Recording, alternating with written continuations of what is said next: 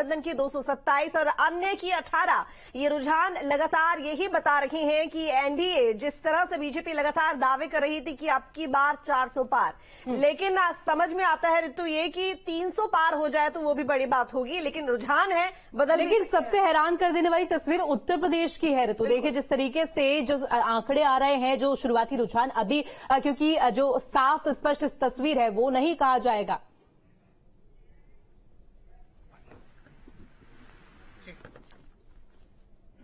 लेकिन देखिए जिस तरीके से आंकड़े सामने आ रहे हैं, उत्तर प्रदेश की बात की जाए, उत्तर प्रदेश में देखिए समाजवादी पार्टी अभी तो 36 सीट के साथ आगे चल रही है। सीधे रुक करेंगे, ग्राउंड से हमारे तमाम सहयोगी जुड़े हुए हैं। अजीत हमारे साथ देहरादून से बने हुए हैं, अवैस रामपुर से, और इसके साथ साथ विनय हमारे साथ बने हुए गोरखपुर से। एक एक कर सभी का रुख करेंगे।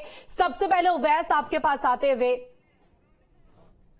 बीकानेर भी विकसित बीकानेर बने, ये हमारी सर्वोच्च प्राथमिकता है। एनडीए ने 400 सीटों की बात एनडीए की सरकार बन रही है।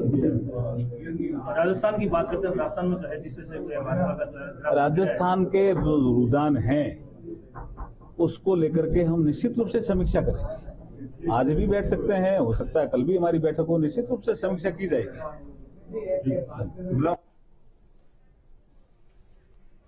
तो देखिए जिस तरीके से प्रतिक्रियाओं का भी दौर अब सामने आ रहा है, रुझानों पर किस तरीके से प्रतिक्रिया सामने आ रही है वो भी हम आपको दिखा रहे थे। वापस अवैस के पास जाते हैं। अवैस देखिए, समूचे उत्तर प्रदेश की अगर बात की जाए, रामपुर से इतर हटकर, तो समूचे उत्तर प्रदेश में कहीं ना कहीं यहां पर नाराजगी रहेगी। अब बीजेपी की खेमे में थोड़ी सी यहां पर दुख की खबर है। जिस तरीके से सीटों में पिछड़ रहे हैं, क्या माना जाए वो कौन सा सबसे बड़ा लूप होल या फेलियर रहा जिसकी वजह से इस तरीके की स्थिति रही है?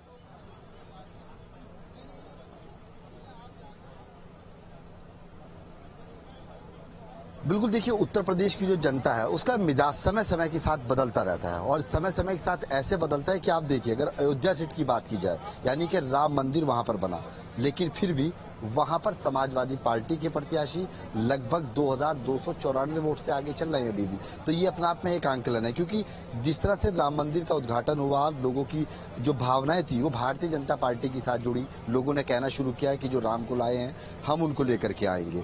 तमाम इस तरीके की जो प्रतिक्रियाएं थी, बयानबाजी थी, कहीं ना कहीं उनका बहुत बड़ा इफेक्ट इस पर माना जा सकता है। जिस तरह से प्रधानमंत्री नरेंद्र मोदी ने लगातार बयान दिए, मंगलसूत्र की बात की, तो उससे मुस्लिम समुदाय का जो वोट बैंक था वो कहीं ना कहीं टूटता हुआ नजर आया। और जिस तरह से उत्तर प्रदेश के मुख्यमंत्री योगी आदित्यनाथ के कंधों पर पूरी जिम्मेदारी थी, क्योंकि उन्होंने 80 की 80 सीटों पर नारा ठोका था, दावेदारी ठोकी थी, लेकिन आधे पे ही सिमट गए। इसका बहरहाल सी बात है कि इसका आंकलन किया जाए और बड़े ध्यान के साथ उसे सोचा जाए तो कहीं ना कहीं मुख्यमंत्री के लिए यह भारी पड़ सकता है। क्योंकि देखिए, संभल लोकसभा सीट वो लोकसभा सीट है जहां पर 58% मुस्लिम आबादी है, और बहरहाल सी बात है आप वहां पर पहुंचे, मुसलमानों ने ही वहां के खासतौर पर परमेश्वर लाल सैनी जो वहां से प्रत्याशी हैं, जो जिनको जिया ने अभी लीड दे रखी है लगभग 8000 वोट की, वहां पर पहुंचने के बाद मुसलमानों के बीच में उन्होंने कहा कि